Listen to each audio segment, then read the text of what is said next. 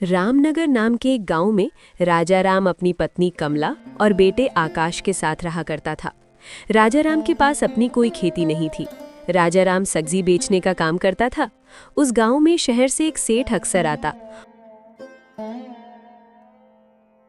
और गांव वालों का अनाज खरीदता था और गांव वाले उस सेठ को ही अपना अनाज बेचते थे। एक दिन सेठ को उस गांव में ही शाम हो जाती है। वो सोचता है, क्या करूं? आज तो बहुत देर हो गई है। आज तो समय का पता ही नहीं चला। अगर मैं अब निकलूंगा तो पता नहीं शहर कब पहुंचूंगा। मुझे लगता है आज रात मुझे इसी गांव में रुकना होगा। लेकिन मैं किसके घर पर रुकूं? वैसे तो ज़्यादातर गांव वाले मेरे जान पहचान के ही हैं। अक्सर मैं इन्हीं से तो अनाज खरीदता हूं। लेकिन अगर मैं उनमें से किसी के घर में रुका तो किसान के भाव बढ़ जाएंगे। ये किसी का एहसान लेने जैसा हो जाएगा और मुझे अगली बार कम पैसे में अनाज खरीदना पड़ेगा। नहीं, इन किसानों से जान पहचान बढ़ाना अच्छी बात नहीं। इसमें मेरा ही घाटा होगा। तभी वहां से राजा राम जा रहा होता है और सेठ जी को रास्ते में देख राजा राम बोलता है, अरे सेठ जी, आप तो शहर वाले सेठ जी हो ना? आप अभी तक गए नहीं? अब तो बहुत शाम हो गई है। कुछ ही देर में रात हो जाएगी। आपको निकल जाना चाहिए था। वैसे आप यहाँ कर क्या रहे हैं? कुछ परेशानी है क्या? राजा राम को देख सेठ सोच में पड़ जाता है और मन ही मन सोचता है, मुझे लगता है मुझे इस राजा राम की मदद लेनी चाहिए। वैसे भी ये तो सब्जी बेचता है। इससे आज तक मैंने ना सब्जी खरीदी है और ना ही मुझे कोई ज़रूरत है। गांव में किसी के पास मदद मांगूंगा तो बदले में अनाज कम पैसे से लेना होगा। लेकिन अगर इससे मदद मांगूंगा तो इसके बदले में ये कुछ नहीं मांगेगा, क्योंकि इसकी खेती तो है ही नहीं। तो ये मुझे अनाज कहाँ से बेचेगा? अच्छा मौका मिला है। इसके घर ठहर जाता हूँ। मेरा आज का काम निकल जाएगा और रहने का बंदोबस्त भी हो जाएगा। हाँ राजा राम, देखो ना, शाम हो गई है। मैं वही सोच रहा था कि आज रात मुझे इसी गांव में रुक जाना चाहिए। इतनी रात गए यहाँ से निकलना मुझे सही नहीं लग रहा, क्योंकि मेरे पास कुछ धन भी है। रात गए रास्ते में पता नहीं कोई चोर मिल गए तो इसलिए मैं सोच रहा था कि यहीं रुक जाऊं। लेकिन मुझे समझ नहीं आ रहा कि मैं किससे मदद मांगूं, किसके घर पर रुकूं। पता नहीं कोई इस बात के लिए राजी होगा भी या नहीं, और मुझे किसी को तकलीफ देना अच्छा भी नहीं लगता। इसलिए मैंने सोचा कि इस गांव में ही कहीं कोना देखकर रात गुजार लूंगा। अरे नहीं सेठ जी, आप कैसी बातें कर रहे हैं? आप तो हमारे लिए मेहमान जैसे हैं। आप एक काम करिए, मेरे ही घर चलिए। आप रात भर मेरे यहाँ रुक जाइए, कल सुबह होते ही चले जाना। नहीं राजा राम, तुमने कह दिया इतना ही काफी है। मैं किसी को तकलीफ नहीं देना चाहता। तुम्हारा भी तो परिवार है ना। तुम्हारी पत्नी को इस बात से तकलीफ होगी। रहने दो, मैं यहीं ठीक हूँ। अरे नहीं सेठ जी, हमें कोई तकलीफ नहीं है और ना ही मेरी पत्नी को तकलीफ होगी। आप उसकी फिक्र मत करिए। आप चलिए मेरे साथ। और वैसे भी हमारा घर 2 कमरे का है। आप एक कमरे में रह जाना, मैं और मेरा परिवार एक कमरे में सो जाएगा। कोई दिक्कत नहीं है। आप चलिए मेरे साथ। अच्छा ठीक है, अब तुम इतना कह रहे हो तो मैं चलने के लिए तैयार हूँ। वैसे राजा राम, तुम्हारा बहुत बहुत शुक्रिया। तुम्हारा तो मुझसे कोई लेन देन भी नहीं है, फिर भी तुमने मेरी इतनी मदद की। सचमुच तुम बड़े ही नेक दिल हो। सेठ भानु प्रताप को लेकर राजा राम अपने घर जाता है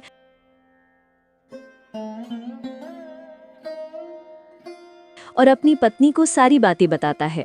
जी ठीक है, कोई बात नहीं, आज की रात की ही बात है ना। वैसे भी रात में बाहर रुकना भी सही नहीं है। आपने ठीक किया। वैसे मैं खाना बनाने जा ही रही थी, उनके लिए भी बना देती हूँ। वो अभी तो भूखे ही होंगे ना। हाँ कमला, उनके लिए भी खाना बना दो। कमला खाना बनाने लगती है। फिर सभी लोग बैठकर खाना खाते हैं। खाना खाने के बाद सेठ भानु प्रताप एक कमरे में बड़े आराम से सो जाता है।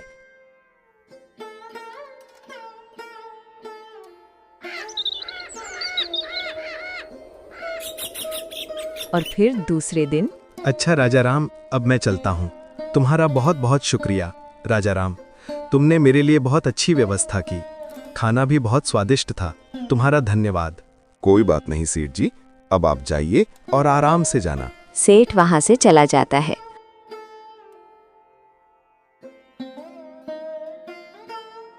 और फिर ऐसे ही कई दिन गुजर जाते हैं।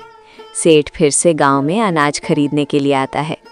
उस दिन भी उसे शाम हो जाती है तो सेठ सोचता है, एक काम करता हूँ, राजा राम के घर ही चला जाता हूँ। मुफ्त का खाना भी मिल जाता है और रात भर रहने का भी इंतजाम हो जाता है।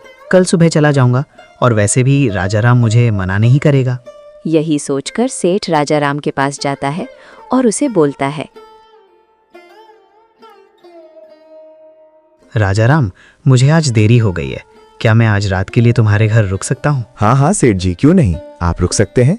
आइए ना, आप भीतर आइए, बाहर क्यों खड़े हैं। उस दिन भी कमला सेठ के लिए खाना बनाती है और सेठ खाना खाकर बड़े ही आराम से सो जाता है और दूसरे दिन निकल जाता है। ऐसे ही दिन गुजरते चले जाते हैं और ये सिलसिला ऐसे ही चलने लगता है। अब भानु प्रताप ने अपने रहने का ठिकाना राजाराम के घर को ही बना लिया था। अब तो वो सीधे सीधे राजाराम के घर जाने लगा। एक दिन ऐसे ही भानु प्रताप राजाराम के घर आकर बोलता है, अरे राजाराम, बहुत तेज भूख लगी है, अपनी पत्नी से कहकर मेरे लिए खाना बनवा दो। जी सेठ जी, मैं अभी कहता हूँ। राजाराम अपनी पत्नी से कहता है तो कमला बोलती है, ये क्या है जी, अब ये तो हर बार हमारे ही घर आने लगे हैं। हमारा घर क्या कोई धर्मशाला है? एक बार हो गया, 2 बार हो गया, पहले ही हम जैसे तैसे अपना गुजारा करते हैं, ऊपर से ये सेठ हाय दिन आ जाता है। ये नहीं कि हमारी थोड़ी मदद कर दे, थोड़ा बहुत अनाज हमें दे दे, लेकिन नहीं, मुझे लगता है सेठ ने जानबूझकर हमारा घर चुना है ताकि उनको घाटा ना हो और मुफ्त में इनका काम बन जाए। गांव में और भी तो घर हैं और बहुत सारे लोग तो इससे व्यापार करते हैं, अपना अनाज बेचते हैं। ये उन लोगों के घर जाकर क्यों नहीं रुकते?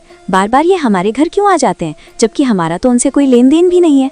कमला, जरा धीरे बोलो, वो सुन लेंगे तो अच्छा नहीं लगेगा। जाने दो ना उन्हें, ज़रूरत है। बेचारे व्यापार करने हमारे गांव में आते हैं। उनका तो शहर में बहुत बड़ा घर है, लेकिन फिर भी वो हमारे घर पर ठहरते हैं।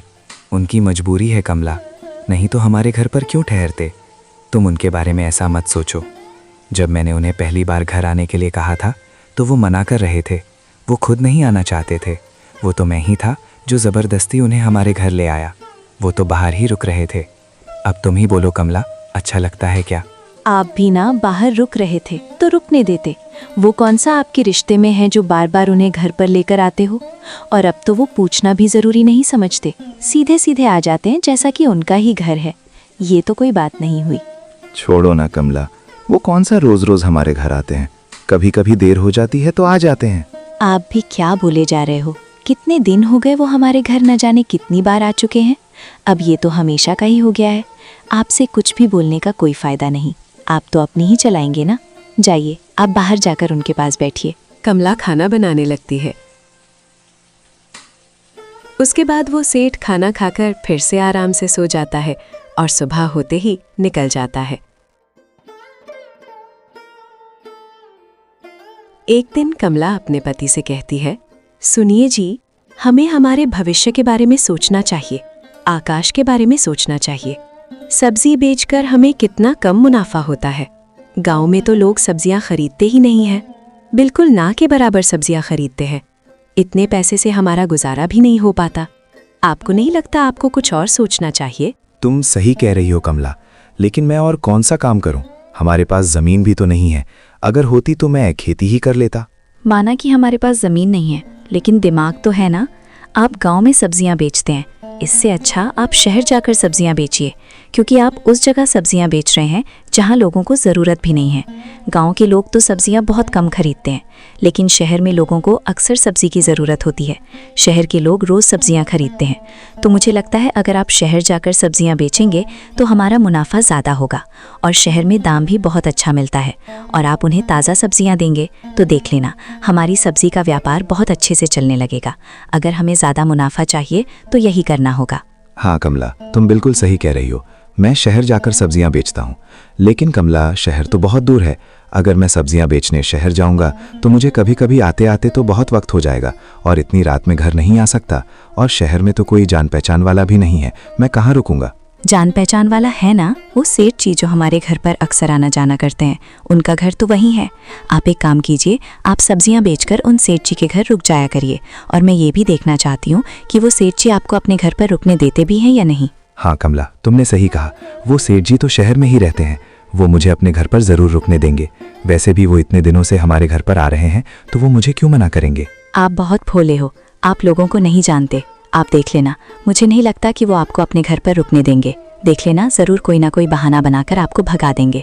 मैं लोगों को अच्छी तरह से जानती हूँ, लोग बहुत एहसान फरामोश होते हैं। जब उनको ज़रूरत थी तब वो मीठी मीठी बातें करके हमारे घर तो आ गए, लेकिन जब आपको ज़रूरत पड़ेगी तो वो आपके काम नहीं आएंगे।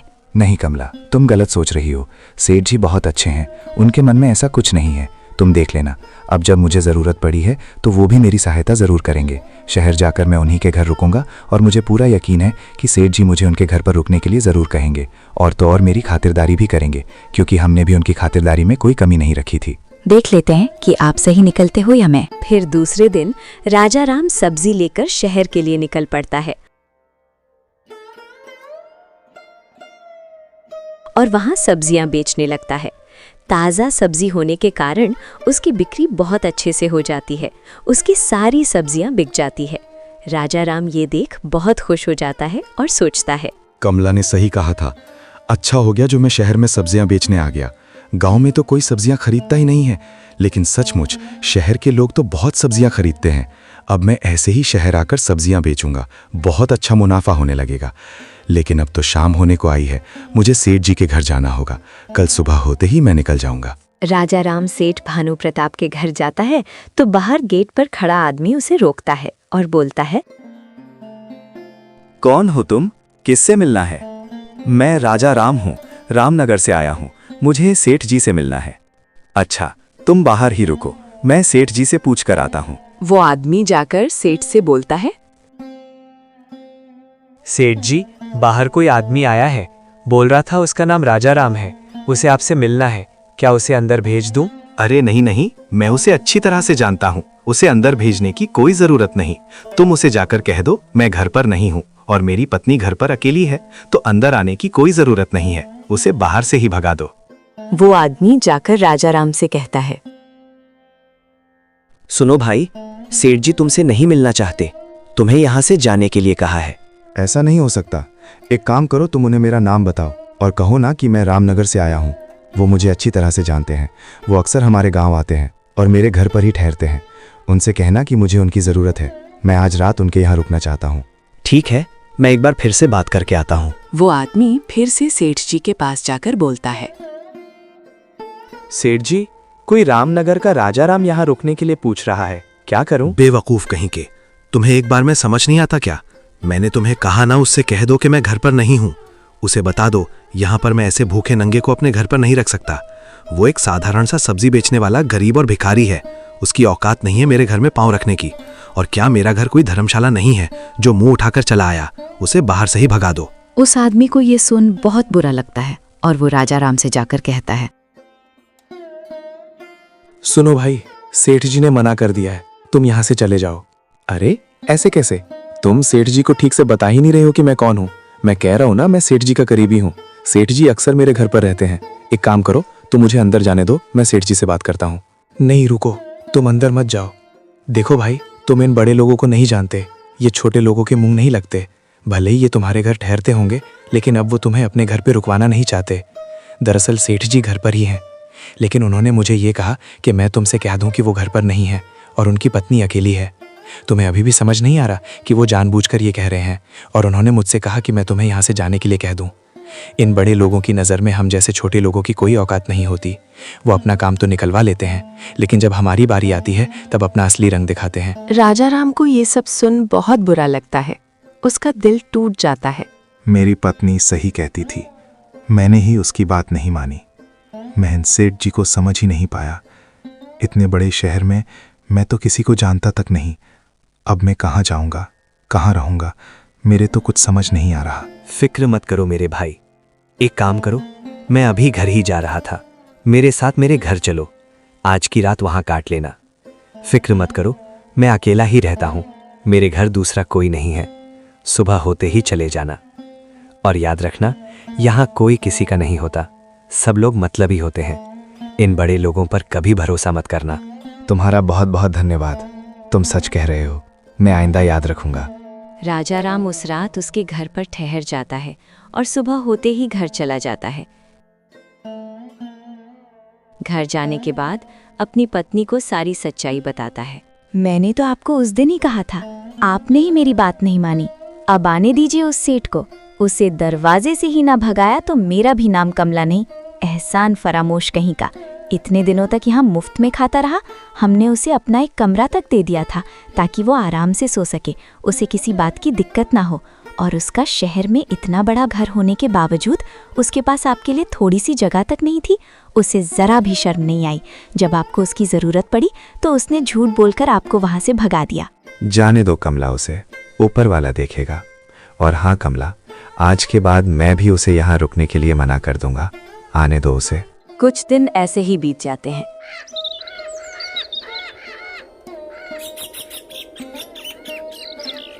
फिर एक दिन भानु प्रताप उस गांव में आता है और उस दिन भी उसे शाम हो जाती है। तो फिर वो राजा राम के घर जाता है और बाहर से आवाज देता है। राजा राम अपने बेटे से कहता है, बेटा आकाश, बाहर जो सेठ जी है ना, उनसे जाकर कह दो कि मेरे पिताजी घर पर नहीं है और मेरी माँ अकेली है। राजा राम का बेटा बाहर जाकर भानु प्रताप को यही बोलता है। अच्छा, तो राजा राम घर पर नहीं है। कोई बात नहीं, एक काम करो, तुम तुम्हारी माँ से जाकर कह दो कि हमारे लिए खाना बना दे और हाँ, हमारे सोने का इंतजाम भी कर दे। आकाश जाकर अपने पिता से कहता है, नीच कहीं का, इसे शर्म है भी या नहीं? उसे जाकर कह दो कि मेरी माँ ने मना किया है, निकलो यहाँ से। आकाश भानु प्रताप को जाकर यही कहता है। भानु प्रताप को ये सुन बहुत गुस्सा आता है। वो गुस्से से पांव पटकते हुए वहां से चला जाता है। ऐसे ही कुछ दिन बीत जाते हैं। एक दिन राजा राम, उसकी पत्नी और उसका बेटा नाव में सवार होकर दूसरे गांव जा रहे होते हैं। तभी उनकी नाव पानी में डूब जाती है। राजा राम और कमला पानी के प्रवाह की चपेट में आ जाते हैं। वो तैरना नहीं जानते, इसलिए पानी में डूबने की वजह से उनकी मृत्यु हो जाती है और गांव के लोग राजा राम के बेटे को बचा लेते हैं। लेकिन राजा राम और कमला को बचा नहीं पाते।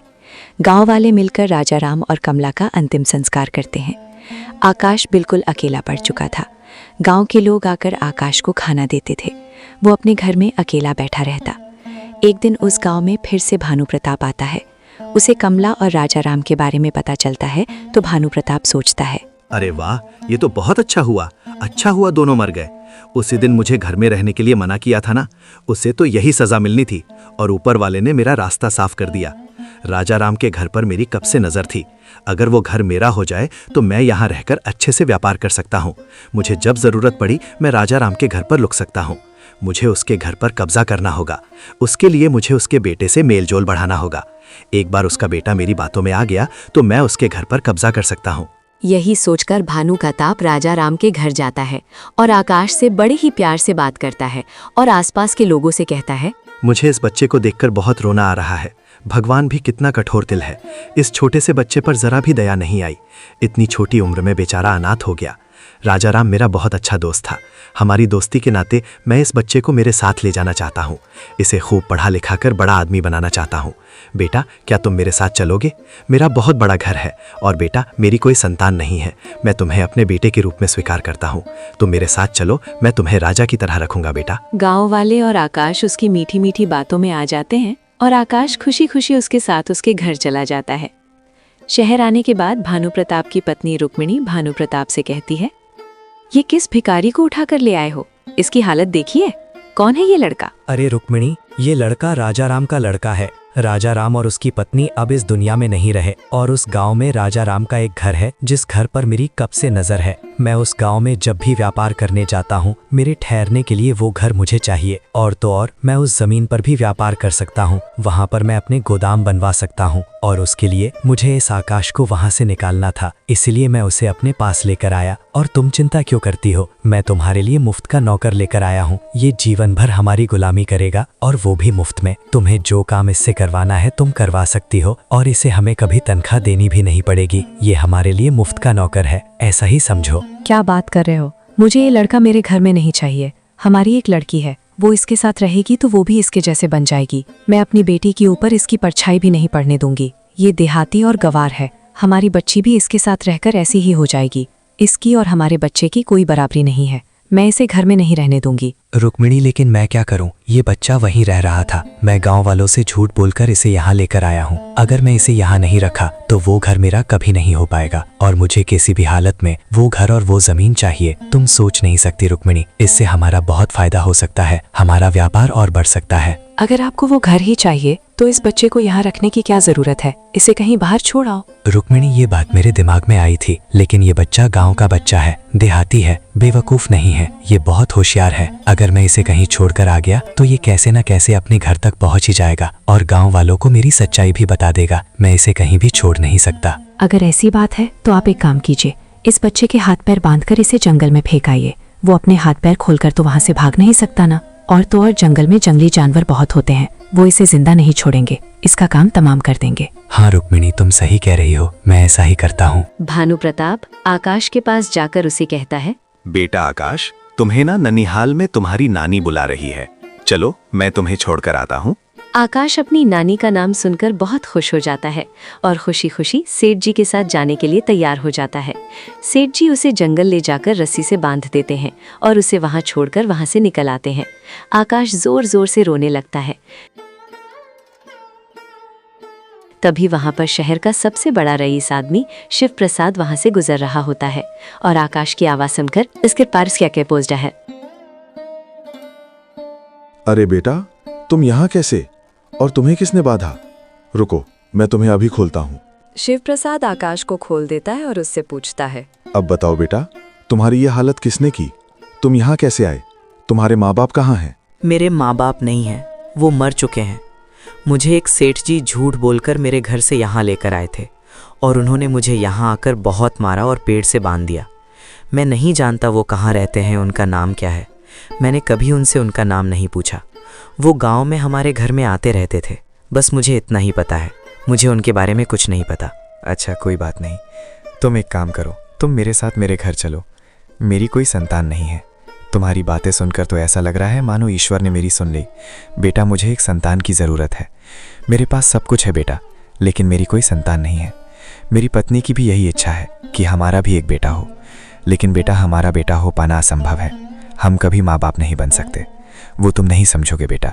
लेकिन मैं इतना जानता हूँ कि आज अगर तुम मिले हो तो इसके पीछे ज़रूर ईश्वर की कोई लीला है। वो भी यही चाहते हैं कि तुम हमारे साथ हमारा बेटा बनकर रहो। नहीं सेठ जी, मैं आपके साथ नहीं आऊँगा। वो सेठ जी भी मुझे यही बोलकर घर ले गए थे कि बेटा बनाऊंगा, और घर पर जाकर देखा तो उनकी एक बेटी पहले से थी। उन्होंने गांव में झूठ बोला कि उनकी कोई संतान नहीं है। आप भी झूठ बोल रहे हो। आप भी घर ले जाकर मुझे मारोगे और मुझे कहीं फेंक दोगे। मैं आपके साथ नहीं आऊँगा। अगर मुझे तुम्हें मारना ही था तो मैं यहाँ आकर तुम्हें खोलता नहीं ना। तुम डरो मत बेटा, मैं उसके जैसा नहीं हूँ। तुम एक बार मेरे घर पर तो चलो। मैं तुमसे वादा करता हूँ, मैं तुम पर कभी हाथ नहीं उठाऊंगा। मैं तुम्हें बहुत प्यार से रखूंगा। मेरा घर बहुत बड़ा है, तुम वहाँ चलकर तो देखो, तुम्हें बहुत खुशी होगी। तुम अपने सारे गम भूल जाओगे। चलो बेटा। आकाश शिव प्रसाद पर भरोसा कर लेता है और उसके घर चला जाता है। शिव प्रसाद की पत्नी पार्वती आकाश को देख बहुत खुश हो जाती है। देखो पार्वती, मैं किसे लेकर आया हूँ। आज से ये यहीं रह रहेगा। ये हमारा वारिस है, हमारा बेटा है। और शिव प्रसाद पार्वती को सारी बातें बताता है। पार्वती को आकाश के बारे में सुन बुरा तो लगता है, लेकिन वो बहुत खुश हो जाती है कि उसे उसका वारिस मिल चुका है। ईश्वर ने मेरी सुन ली। हमें तो कभी संतान नहीं हो सकती, लेकिन उस दिन हमारे घर जो बाबा आए थे, उन्होंने हमें कहा था कि हमें तो जीवन भर कभी संतान नहीं होगी, लेकिन बहुत जल्द हमें हमारा वारिस मिलेगा। मुझे लगता है वो इसी के बारे में बात कर रहे थे। हाँ पार्वती, मुझे भी यही लगता है। बेटा आकाश, तुम्हें ये घर कैसा लगा? तुम यहाँ पर हमारे साथ रहोगे ना? हाँ सेठ जी, ये घर बहुत अच्छा है, मुझे बहुत पसंद आया। मैं आपके साथ रहूंगा।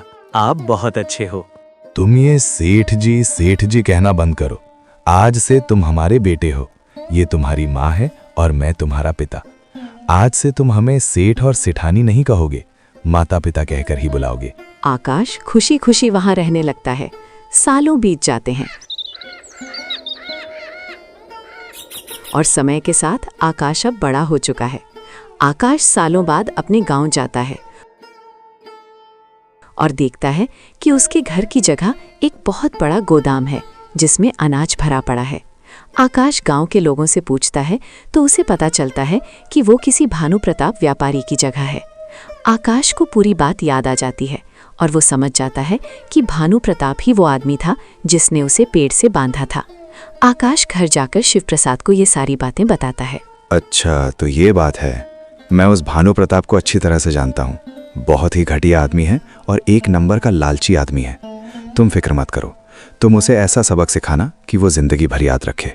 उसे अपने व्यापार का बहुत घमंड है ना, तुम उसका घमंड चकनाचूर करोगे और उसका अहंकार तोड़ने का एक ही उपाय है। उसकी एक बेटी है, तुम उससे शादी कर लो और जब उसे पता चलेगा कि उसके पिता की सच्चाई क्या है, उसकी बेटी उससे नफरत करने लगेगी और कोई भी बाप अपनी औलाद की नफरत सह नहीं सकता। उसका घमंड और अहंकार उसी दिन चकनाचूर होगा जब उसकी खुद की औलाद उसका मुंह देखना भी पसंद नहीं करेगी। पिताजी, मैं उसकी बेटी से शादी कैसे करूंगा? मैं उसे जानता तक नहीं। अरे तुम फिक्र क्यों करते हो बेटा, तुम सेठ शिव प्रसाद के बेटे हो और वो भानु प्रताप एक नंबर का लालची आदमी है। जब हम उसके घर पर तुम्हारे लिए रिश्ता भेजेंगे तो वो लालची आदमी मना नहीं कर पाएगा। उसकी हमारे सामने मना करने की कोई हैसियत है ही नहीं। फिर सेठ शिव प्रसाद यही करता है। शिव प्रसाद आकाश को लेकर भानु प्रताप के घर जाता है और उसके बेटे के लिए शादी का प्रस्ताव रखता है। भानु प्रताप ये सुनकर खुशी से पागल हो जाता है और बोलता है, मुझे तो यकीन ही नहीं हो रहा कि आप मेरे घर पे आए हो। मैं बहुत भाग्यशाली हूँ कि मेरी बेटी को आप स्वीकार कर रहे हैं। मैंने तो कभी सोचा ही नहीं था कि इतने बड़े घर में मेरी बेटी का रिश्ता होगा। आपके सामने तो सच में मेरी कोई औकात नहीं है। मेरी बेटी बहुत नसीब वाली है जो आपके घर की बहू बनने वाली है। भानु प्रताप खुशी खुशी अपनी बेटी की शादी आकाश से कर देता है और शादी के बाद आकाश अपनी पत्नी को बहुत ही खुशी से और प्यार से रखता है। उसका दिल जीत लेता है। उसकी पत्नी भी बहुत खुशी से रह रही होती है और उसे बहुत प्यार करती है। एक दिन आकाश अपनी पत्नी को भानु प्रताप के बारे में सारी सच्चाई बता देता है। ये सुन आकाश की पत्नी को अपने पिता पर बहुत गुस्सा आता है। मैं सोच भी नहीं सकती थी कि मेरे पिताजी इतना घटिया काम कर सकते हैं। उन्होंने आपके साथ ये सब कुछ किया, आपकी जान लेने की कोशिश की और वो भी आपके घर के लिए, क्योंकि वो आपका घर हथियाना चाहते थे। वो ऐसा कैसे कर सकते हैं? मैं उन्हें कभी माफ नहीं करूंगी। मैं उस घर में कभी कदम नहीं रखूंगी। मेरी नज़र में वो खूनी है। वो तो भगवान का शुक्र है कि आप उस दिन बच गए, नहीं तो आज आप मुझे नहीं मिल पाते। मैं आपकी कसम खाकर कहती हूँ, मैं आज के बाद अपने पिताजी का कभी मुंह नहीं देखूंगी। मुझे अब उनसे नफरत हो गई है। वो मेरी नज़र में पूरी तरह से गिर चुके हैं। कुछ दिन ऐसे ही गुजर जाते हैं। एक दिन भानु प्रताप अपनी बेटी से मिलने के लिए उसके घर आता है तो आकाश उससे कहता है, कौन सी बेटी? किसकी बेटी? यहाँ तुम्हारी बेटी नहीं, मेरी पत्नी रहती है और मेरी पत्नी तुमसे कोई रिश्ता नहीं रखना चाहती। वो तुम्हारा मुंह तक देखना नहीं चाहती। ये आप क्या कह रहे हैं दामाद जी? बिल्कुल सच कह रहा हूँ। और जब तुम्हारी बेटी ही तुमसे रिश्ता नहीं रखना चाहती तो मेरा भी तुमसे कोई रिश्ता नहीं। मैं तुम्हारा कोई दामाद नहीं। भूल जाओ अपनी बेटी को और निकल जाओ यहाँ से। आइंदा यहाँ पैर रखने की हिम्मत मत करना। ये आप क्या बोलते जा रहे हैं? आखिर मैंने ऐसा क्या किया है जो मेरी बेटी मेरा मुंह तक देखना नहीं चाहती? याद करो 20 साल पहले तुमने क्या किया था। याद करो तुमने राजा राम के साथ क्या किया था। याद करो तुमने उसके बेटे के साथ क्या किया था। ये सब बातें आपको कैसे पता? क्योंकि भानु प्रताप, मैं ही राजा राम का बेटा हूँ। तुम इतने लालची और घटिया निकलोगे मैंने नहीं सोचा था। मैं तो तुम्हारी बातों में आकर तुम्हारे घर आया था। तुमने मेरे साथ क्या किया? तुमने मेरी जान लेने की कोशिश की और मुझे जंगल में मरने के लिए छोड़ा है। तुम्हें क्या लगा था भानु प्रताप कि तुम्हारे कर्मों की सजा तुम्हें नहीं मिलेगी? शायद तुम भूल चुके थे कि जो जैसा करता है उसे वैसा ही भरना पड़ता है। तुमने ये सब मेरी जमीन और मेरे घर के लिए किया था ना। आइंदा मेरी जमीन और घर पर पैर रखा तो तुम्हारी दोनों टांगे तोड़ दूंगा। और अभी के अभी निकल जाओ मेरी नजरों के सामने से। तुम्हारी बेटी तुमसे कोई रिश्ता नहीं रखना चाहती। भानु प्रताप ये सारी बातें सुनकर पूरी तरह से हिल जाता है और वहां से घर चला जाता है और घर जाकर पूरी तरह से टूट जाता है। रुक्मणी, ये मेरे कर्मों की सजा है जो आज मेरी बेटी मेरा मुंह तक देखना नहीं चाहती। मैंने बहुत बुरे कर्म किए हैं रुक्मणी। आज मैंने अपनी बच्ची को खो दिया। आज मेरी बच्ची मुझे पिता कहने में शर्मा रही है। इससे बुरी बात मेरे लिए और क्या हो सकती है। आज मेरा घमंड पूरी तरह से टूट चुका है। मैं पूरी तरह से बर्बाद हो चुका हूँ रुक्मणी। आज मेरी संतान मेरे खिलाफ हो चुकी है। इससे बड़ी सजा मेरे लिए क्या हो सकती है। तो दोस्तों, देखा कैसे लालच में भानु प्रताप ने अपना खुद का घर बर्बाद कर लिया। अब वो खुद की नजरों में भी गिर गया और अपनी बेटी के भी। हमें इस कहानी से यही सीखना है कि हमें लालच नहीं करना चाहिए और ना ही किसी को सताना चाहिए। और दोस्तों, हमें वीडियो बनाने में बहुत मेहनत लगती है। कृपया करके हमारे चैनल को सब्सक्राइब और लाइक और कमेंट जरूर करें। आपने इस वीडियो से क्या सीखा? धन्यवाद।